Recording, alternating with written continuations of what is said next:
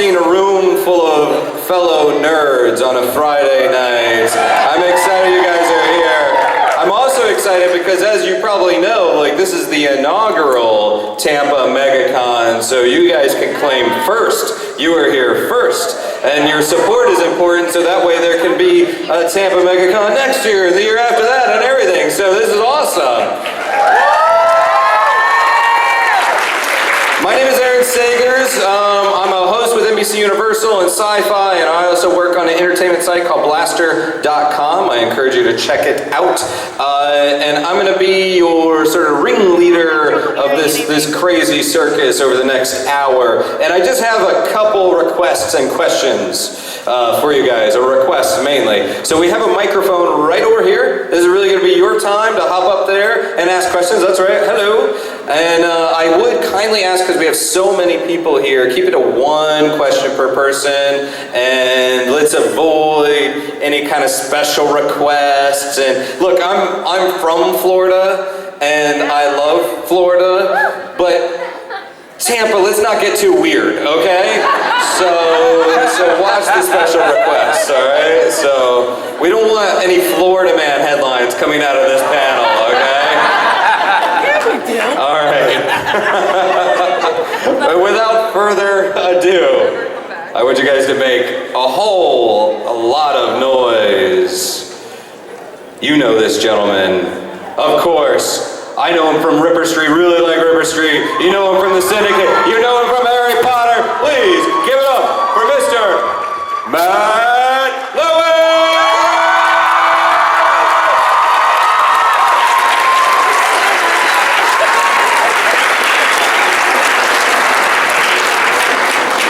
Hello. Hi. There's a lot of you in here. Yeah. Have you ever been to Tampa, Florida before? I have, yeah. I actually spend quite a lot of my time in Orlando. Yeah, I got a place out there, so I often come over to Tampa and go down Clearwater and Treasure Island and those kind of places. So yeah, it's not my first time. I actually noticed you were at Halloween Horror Nights up there in Orlando. Was that last night, or is that? It was last week, last Friday. Yeah. I've checked it out. How many of you guys have gone up there and checked out the Halloween Horror Nights? What was your favorite part? What's the thing that kind of scares you when you go through those things? Is it just the person that jumps out at you with a chainsaw? Is it like the more unnerving things? What gets to you?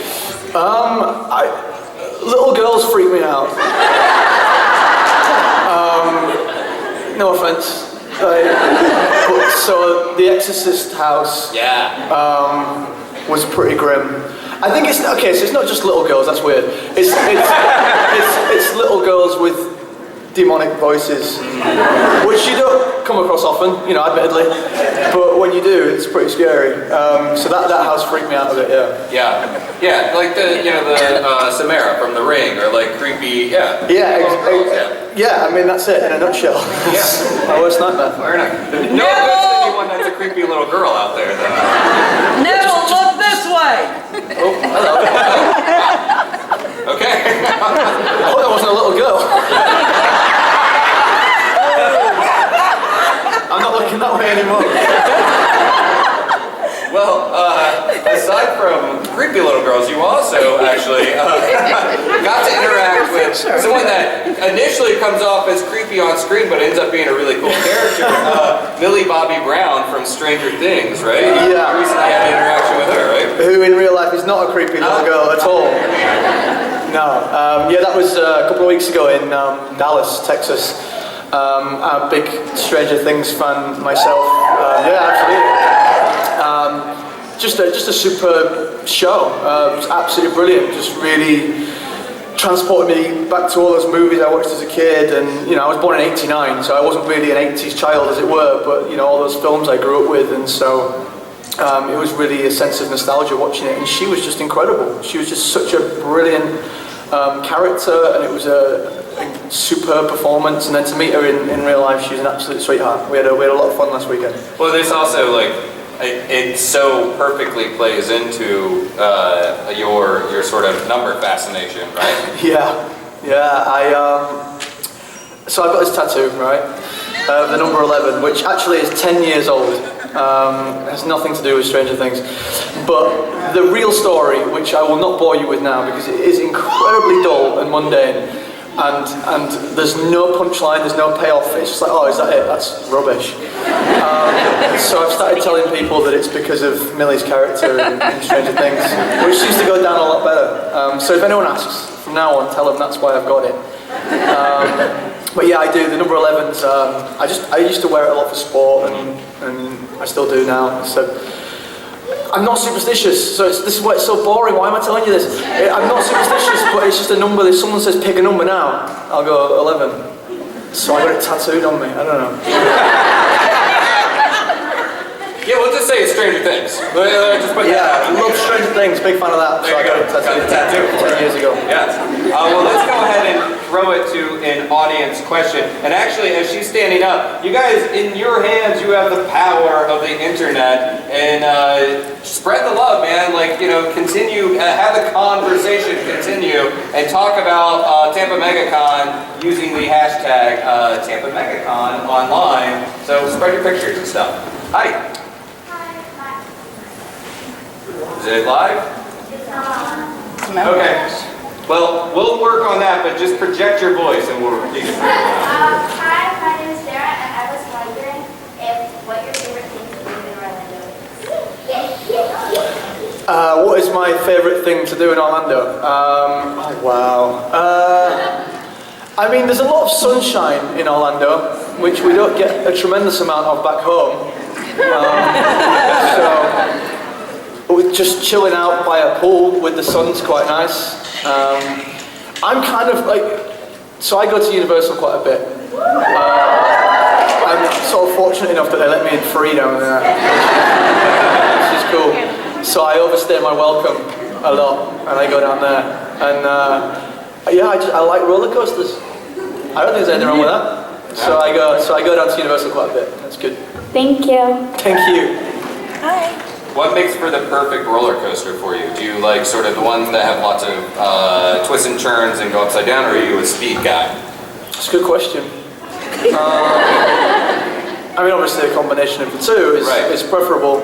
I like a loop. Yeah. I like a loop. I like to go upside down. If it doesn't have a loop in it, it's missing something. Yeah. You shouldn't say quiet, you know? First time that's ever been uttered in connection to roller coasters. I think that's the first time I've ever said it. So. Hi there. Hi, I'm Lindsay, and I was wondering who was your favorite actor to work with on the set of Harry Potter? Good question. Also, I mean, it's difficult because they were all absolutely fantastic. You know, I got on with everybody on the set so well. We're all lifelong friends. I think that working with Dan Radcliffe was really good. He was someone who, to have taken a role like that at such a young age, and taken it so in his stride, it was quite an inspiration for me. You know, we were contemporaries at the same age, and we'd both acted before. But Dan was someone who I looked up to a great deal because of the sheer workload that he had and that he dealt with so impeccably. The fact that even to this day, he has never let any of it change him in any way, shape or form. He is still the Dan that I met, let me count now, 16 years ago. And he continues to be, and he still takes the roles that are interesting to him. I mean, the films that he's got coming out this year just look incredible and interesting and original and new. And I think that bravery to constantly reinvent his skills and add strings to his bow, when you know, at the end of the day, he's Harry Potter, he doesn't need to do any of that stuff. But he's gone, you know what, I'm going to do musical theatre, I'm going to do a play where I, you know, well, I won't describe what happened to him.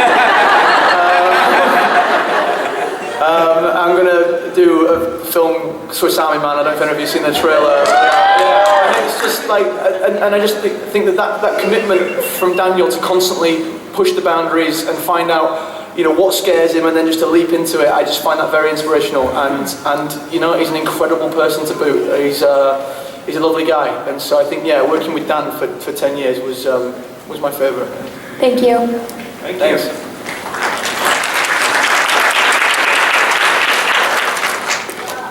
Hi.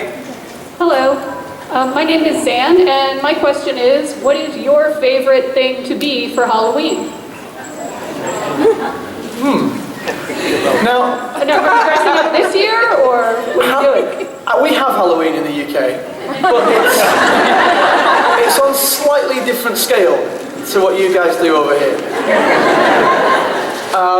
I mean, like the idea of decorating haunted houses in general. I've never been in a haunted house before. The Universal one last week was my first experience of that, and you know, people decorating their whole, like the porches in the front of their houses with all like the pumpkins and things. I carved a pumpkin once about 7 years ago and never again. But it seems to be a real huge thing over here, and I'm embracing it. I actually went to a Halloween thing last week in Orlando, and I went dressed as an American.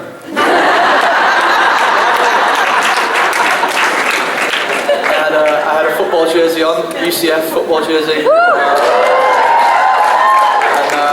And that black stuff they put under their eyes.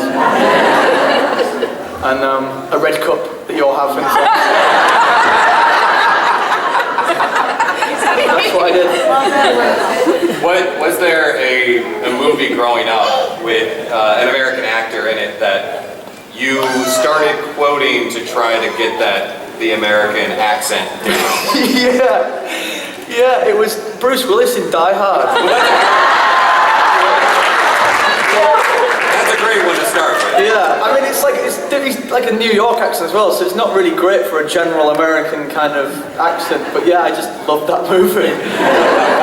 It's such a quotable film, like the way that so much of the film is just him on his own, interacting with himself, and to be able to carry a film like that, you have to have a level of charisma, and it just pulls it off incredibly well. And there's so many moments when I'm just on my own, and things aren't going quite right, and you just quote John McClane, you know?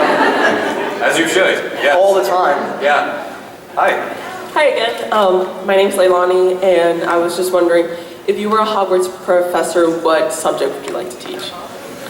I would probably like to teach Defense Against the Dark Arts, but I'd probably end up dying. So I wouldn't do that one. What was the name of Hagrid's title when he was looking after the... I didn't hear any of that. Yeah. One person. That's the one, care of magical creatures. That's probably what I'd like to do. I mean, I just said that because I saw the dog out the corner of my eye walking away. I really like dogs. Okay, thanks. Thank you. Look at this dog. I know. His name is Ridian, Ridian. and I'm CK. And CK. Yeah, I got the simple name, and he's got the weird, complicated one that no one can pronounce. So what's your side in the great Snape debate? Is he an evil, child-abusing git, or is he a good person who eventually did, especially since your character was pretty heavily abused by him?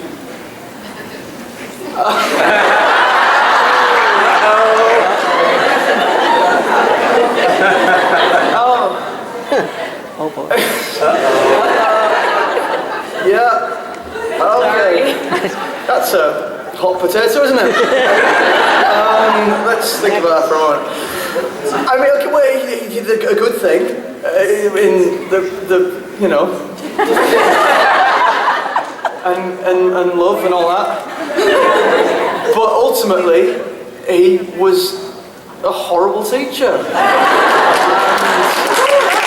And you know, there's some things that you just can't justify, and the constant abuse of a small child in a school is unacceptable. No matter how much you're doing the right thing outside of the castle, and you're fighting the good fight out there, that's not cool.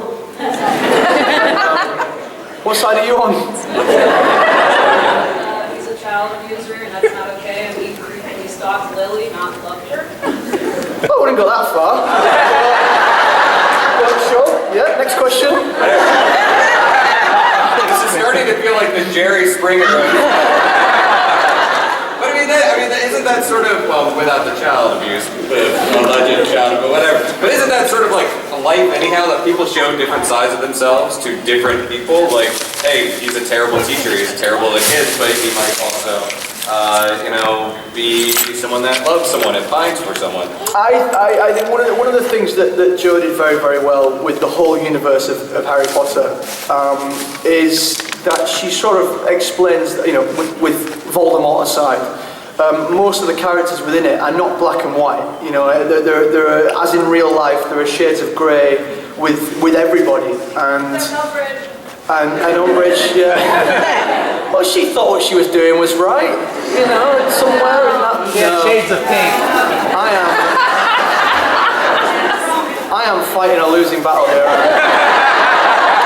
Things started so well. I know. I need to go back and read these books again.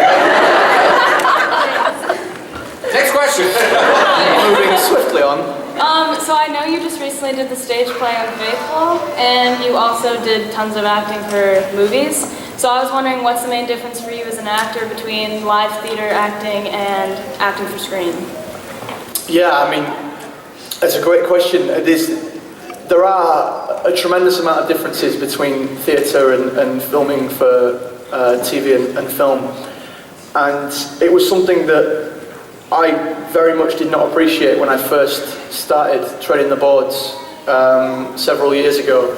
I will take you back now, if you will, to 2011 when I decided to do a play of which I was not at all qualified nor prepared for, but I decided that would help me.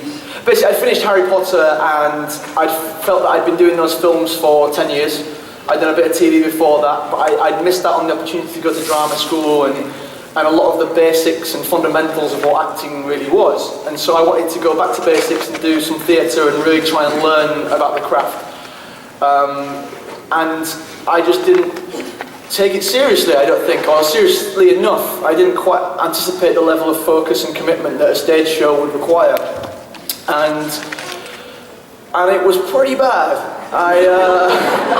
I got some, the play was kind of shaky. Everyone in the play was brilliant, except me. And if you were, no, don't owe me, I don't deserve it. And I think if it had been a good play, then I probably could have hidden behind that. It was a bit of a shaky play, and so it was quite glaringly obvious that I was, not right. And a critic described my voice as being excruciating. Yeah, in a newspaper. That was nice. No, it's fine. No, it's good because what these things do is they, that wasn't exactly constructive criticism, but these things force you to adapt and to get better and be better, and I remember getting very close to wanting to. Well, I can't do it. I need to pack all this in. This is not for me.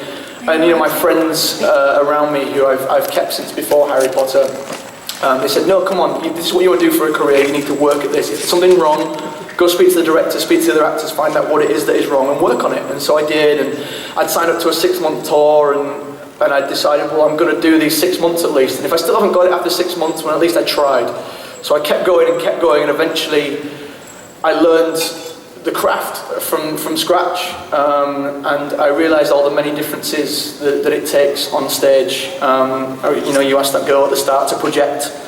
It was something I wasn't doing at all on stage. I was just shouting at everyone on the stage rather than using my diaphragm, and simple things like warming up and getting all your vocal cords working and all these kind of things.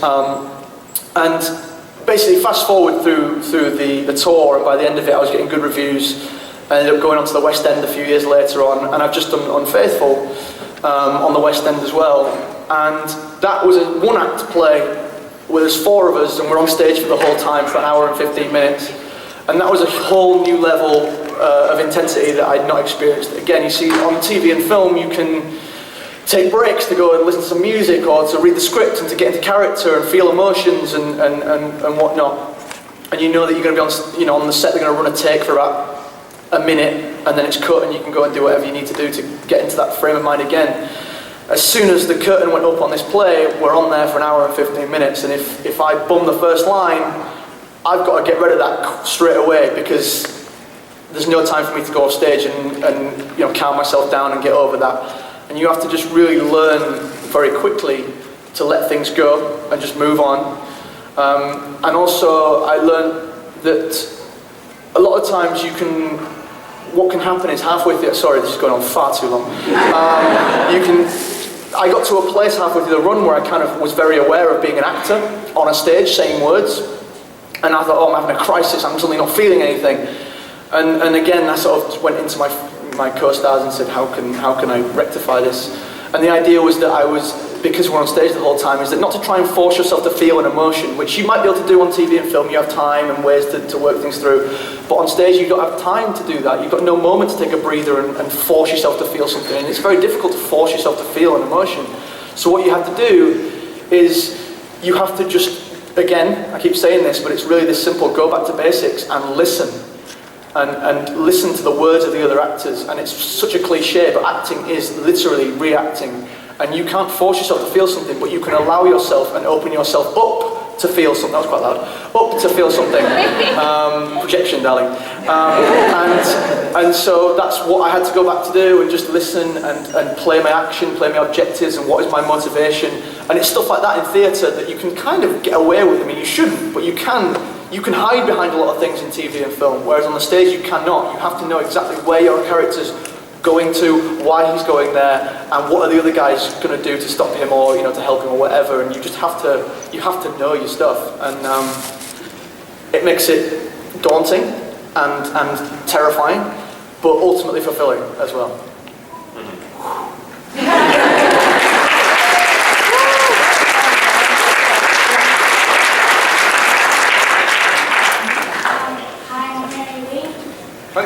Hello.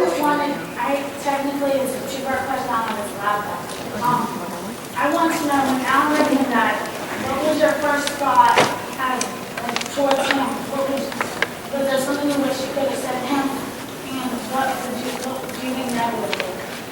As being a character.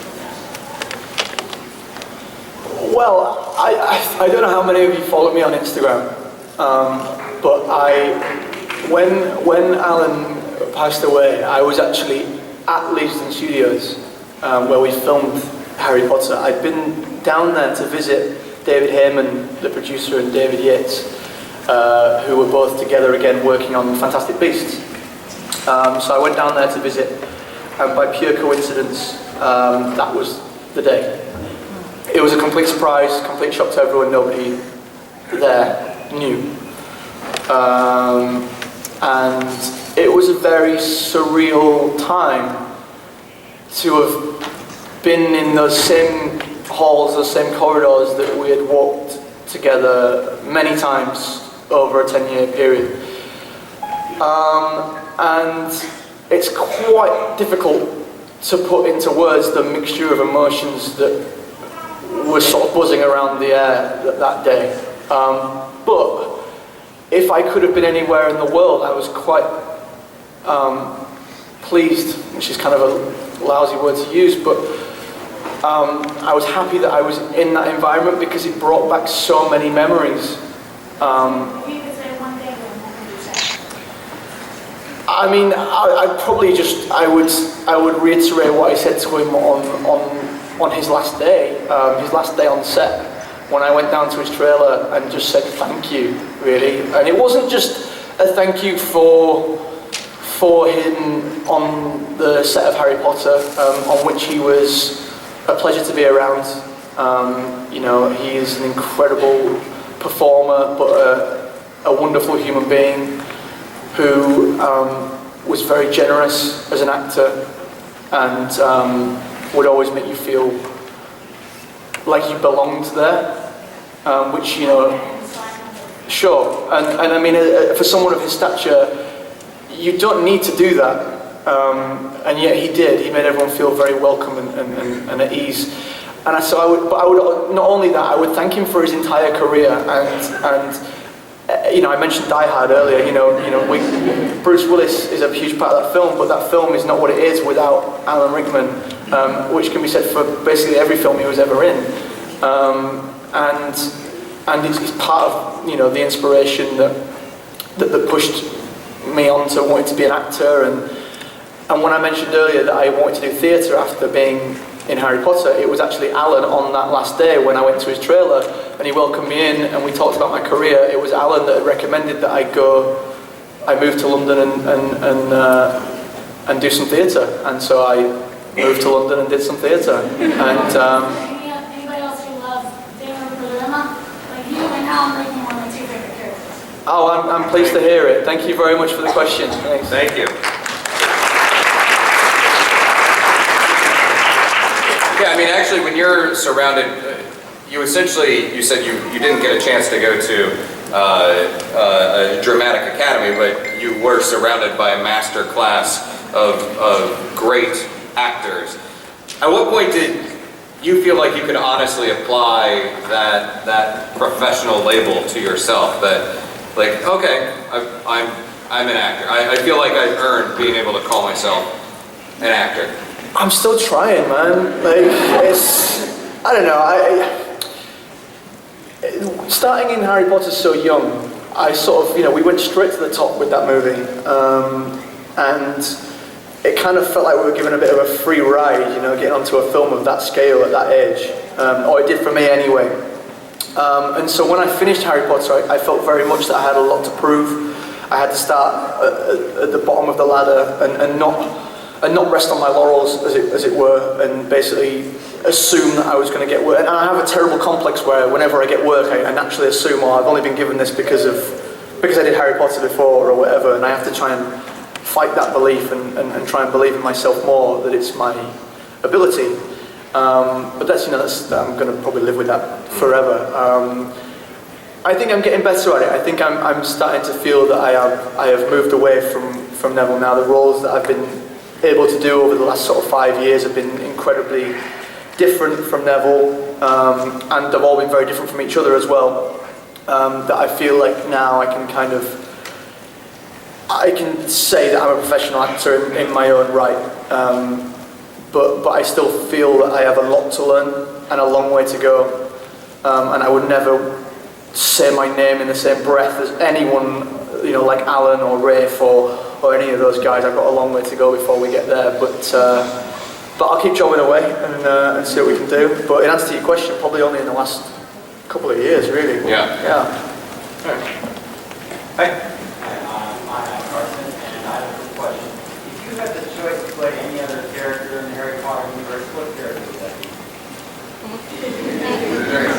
I think that I am done with playing one of the good guys for a while. I probably want to play someone on the other side.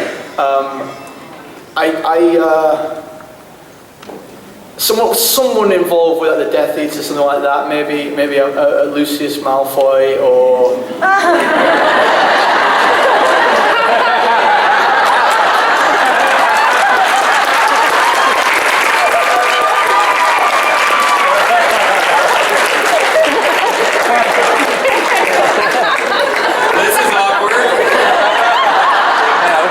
For that one. How did you know that's what I was going to say? You were in the air before I'd finished speaking. That was terrifying. What's weird, he's not even cosplaying. Oh, Jason, hi. I will pick somebody else if you want. I can't beat that. Thank you.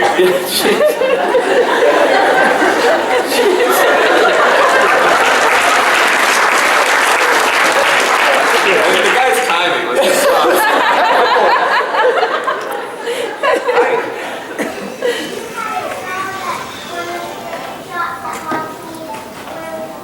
Well, that's a good question. So for those of you that can't hear in the back, is if he had a job in Hogsmeade, what would it be? That's tough. I mean, you're really challenging my knowledge of the shops in Hogsmeade. Well, you go to Universal all the time. It's a set available for you. That is true. One of the sets that we actually built almost in its entirety was Fred and George's joke shop, and we got. Oh, it's at Diagon Alley, isn't it? Hogsmeade. Oh, you see, I failed. That's a year out of Megacon. It's really bad. I get asked these kind of questions a lot, and I have to confess my knowledge of the universe is sorely lacking, I'm afraid. What is your favourite shop in Hogsmeade? The bank. Gringotts is a Diagon Alley as well. He's trying to trick me, huh? Yeah, Honeydukes. Yeah. 3 broomsticks to the pub. Yeah. I work in a pub.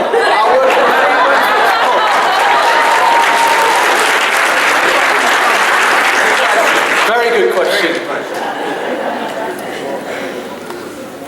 Hi. Hello.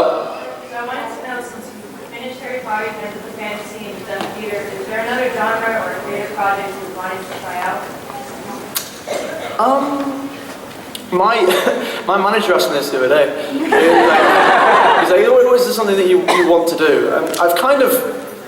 I've never actually had a genre in mind that I've thought, God, I'm desperate to do that one day. I'm quite enjoying at the moment the diversity of the roles that I've been given. I've been very fortunate. I've been doing all kinds of different genres, as it were. But he put me on the spot and he was like, "So what are you interested in?" And I said, "A Western." I don't really know why. I mean, I'm quite a fan of the old spaghetti westerns, the Clint Eastwood movies, and yes, absolutely. And my dad's always been a big Western fan, so like, we've watched quite a lot of the older ones and John Wayne and things like that. And that'd be cool. I can ride a horse, sort of. I like hats. Probably a Western.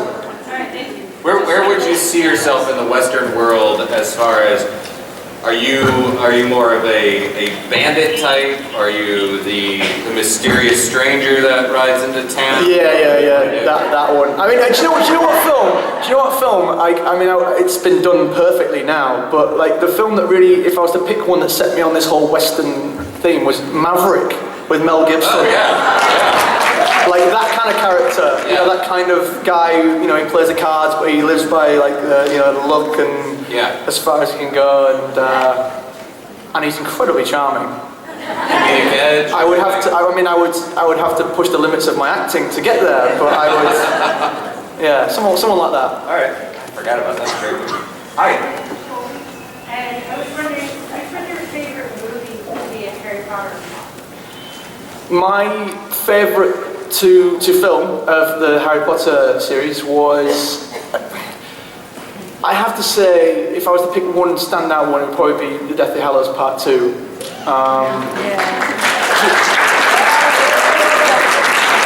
We filmed Part 1 and Part 2 simultaneously, so we worked on those movies for like 2 years, and so it was a long shoot, but for Neville, obviously, it was the culmination of his entire journey, and we got to see this real change in him. I got to do some really cool action sequences on the bridge, and then in the courtyard at the end, the scene with Rafe and pulling the sword from the hat, and there was just so many moments in that movie that I look back and go, that was just a great day to be at work, and I look back very, very fondly on that year. I'd over the years, been so involved in the films, but always when it got to the final crunch moments, I got to watch Dan, Rupert and Emma go off and have all the fun. And then I got a bit of a taste for it in number 5, when we went to the Ministry of Magic, and we got to do quite a bit there. And so then when I read the final book, and I realised that I was going to be sort of involved in a lot of the final act stuff in Deathly Hallows, and I could release my inner John McClane. That was the one. So I enjoyed that one a lot. Thank you. I feel like there's some sort of fan fiction to be written about John McClane meets Neville. I was channeling John McClane throughout that entire final movie. I don't know if any of you ever got that. It was there all the time. It was there. It's subtle work. but Yeah. Hi. So, I saw you in January for the celebration of Harry Potter. I like it better without sideburns. Yes, I like myself better without sideburns. My question is, what's the weirdest or coolest gift or like thing you've ever been sent by a family? Like the twins had gotten a watermelon that they wanted it to be sent back and signed. Wait, they got a watermelon? Watermelon who said, please sign this and send it back to us. Did they send it back? Yes, they did. Yes. Do you have any fruit-based gifts? No. Are you jealous? Are you like a little bit jealous? But they didn't get to keep it, yeah, well, slightly less. I guess they could have. That'd be kind of mean, though. I mean, how did they just put a stamp on a watermelon? I mean, the Royal Mail would not accept that. Wow. But what about you? What's the weirdest or coolest gift you've ever gotten? I mean, this isn't a hint or anything, but no one ever sends me weird stuff like that. I did once get a, it's not a fruit, but I got a pepper. I got sent a pepper, a yellow pepper. And I wasn't sent it, I was given it. I mean, it wouldn't come in the post, it would be dreadful. But it had the letter, instead of using normal paper like a normal person, they'd chosen a pepper as their choice of paper. And then wrote on it with a regular biro. But I didn't have to send it back, it was mine to keep. So that probably the pepper. I'm sorry if there's something in your backstory that I'm missing, but why a pepper? I don't know. I mean, I honestly don't know. I don't have any run-in. I haven't had any run-ins with a pepper. I don't even eat peppers. I ask for my meals without peppers if possible. Eat that pepper? What? What? Eat that pepper particularly. Did you eat the Oh pepper? God, no. They had written on it. Yeah. Ink poisoning. What? It's got a letter on it. Yes, it went. Yes, it went very bad. It was a pepper. It wasn't a magical pepper. It was just a pepper. Little known fact. That's why vegetables have never caught on as parchment. It's true. It's true. Watermelon. Yeah. You got to move up to watermelon. I'll bear that in mind. Yeah. Well, thank you. Thank you. That was odd and insightful.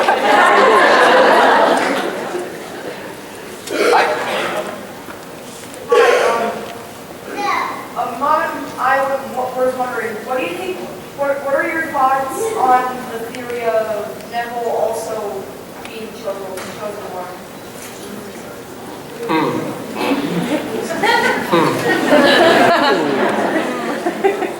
I mean, that's easier than what I thought you were going to say. I thought you were going to say like the theory of relativity or something. Yeah, I mean, it's a nice thought, isn't it? It's one of those where, again, my knowledge of the wider the wider canon isn't great. So let me get this right. They were born on the same day, and the prophecy had indicated that there would be someone born on that day. Okay, and yet Voldemort had chosen Harry because why did he choose him again? And he just don't like people who are half-bloods, so he went for him, right? Oh, so that's why he went for him. But that's the only reason. It was Voldemort forced him to be the one, right? By going. Right. I mean, he knows all this. He's just quizzing you guys. Well, yeah. I mean, the thing about Neville is that his backstory, which we sadly had to kind of run over a little bit in the films, and we had to sort of squeeze into one little scene because we didn't have time to put the whole section that Sid Mungo's with his parents into the movie. But the thing about Neville is that, you know, everyone sort of has a history. Everyone has a reason for, you know, where they come from and who they are and what's made them as who they are. And when you actually learn about Neville's history, suddenly things start to get pieced together and you go, of course, I mean, that's a horrible thing to have happened to somebody, and the fact that his parents are still alive there, they don't recognise him, it would have been a terrible moment in anyone's life, and then obviously his overbearing gran and all those kind of things. And so you can appreciate why Neville is this kind of shy, reserved child. But had he had a different, you know, childhood, if things had gone differently, you never know what Neville could have been throughout his youth. And ultimately the real Neville, you know, the bit that's been hidden away all the time, the courage and the strength and the loyalty, that all comes out in the end. And so absolutely Neville could have been the chosen one, and had he have been, I'm sure he would have, you know, led it to being a victory for the good guys, ultimately. It's the idea that I think that we've all got it inside us, and our circumstances do not dictate who we are.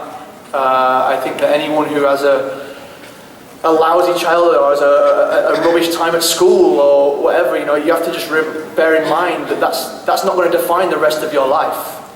You can go on to be whatever you want to be, and as long as you hold that in there the whole time, don't let anyone else, any outside impact affect who you can go on to be in the rest of your life. And that's what happened with Neville. And yeah, if he could have been the chosen, if he was the chosen one, then I think he would have done it swimmingly. Yeah.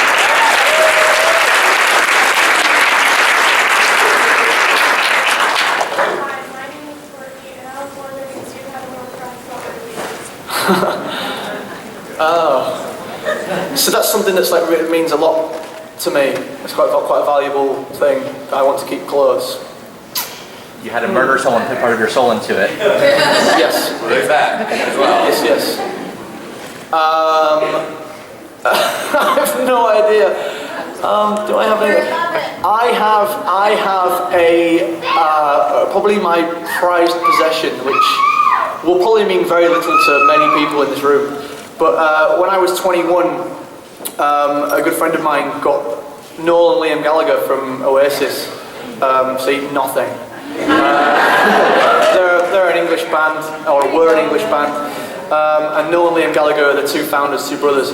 And this friend got them to sign me a birthday card from both of them, and that's kept locked away in my bedroom and is seen like only about 3 people have ever seen it until anyone touch it. So that would probably be my Horcrux that I would be able to hide away. And I've told you all, so it's really...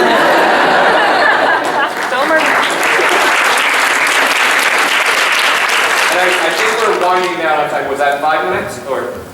One more question. One more question. Wow. Okay. Sorry, guys.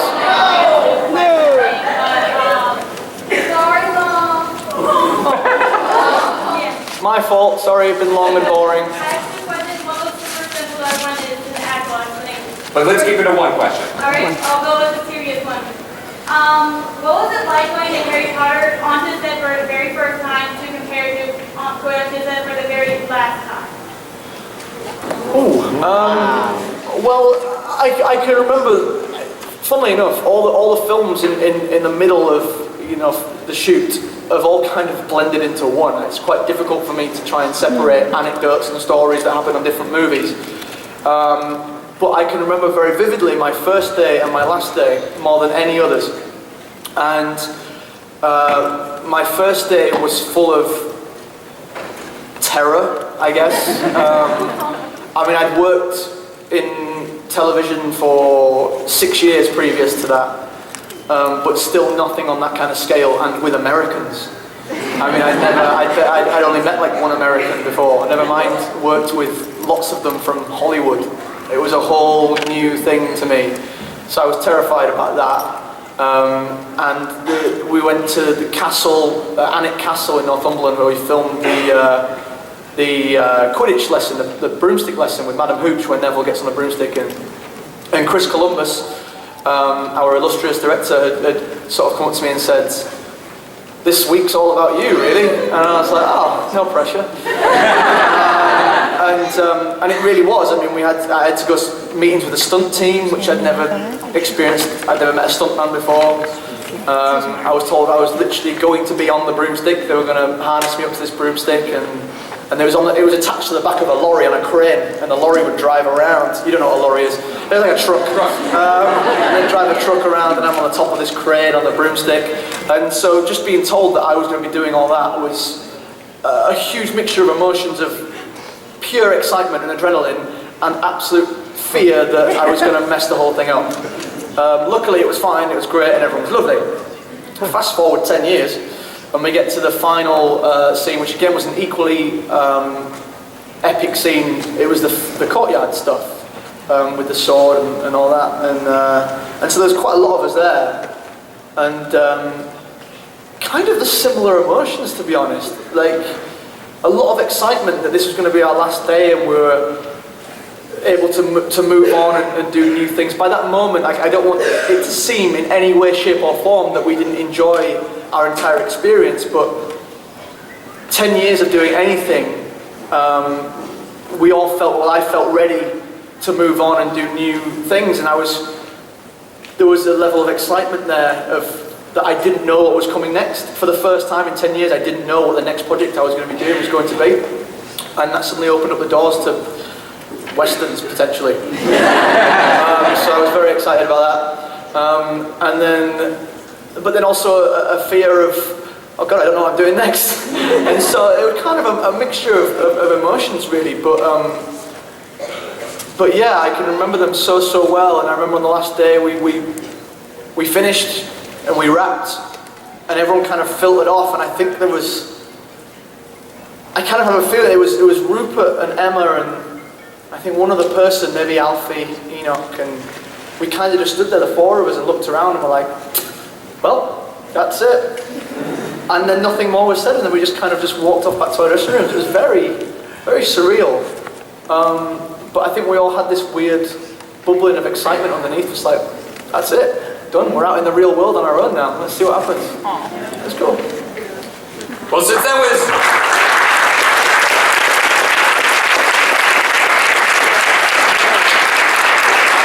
insightful and serious question, I will end on a silly question. If you had the ability to cast any spell in real life,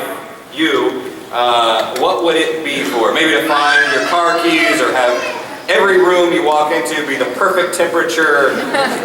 What would your spell be? I was asked this question very recently. And I said that I would do the spell, see, I even know this one.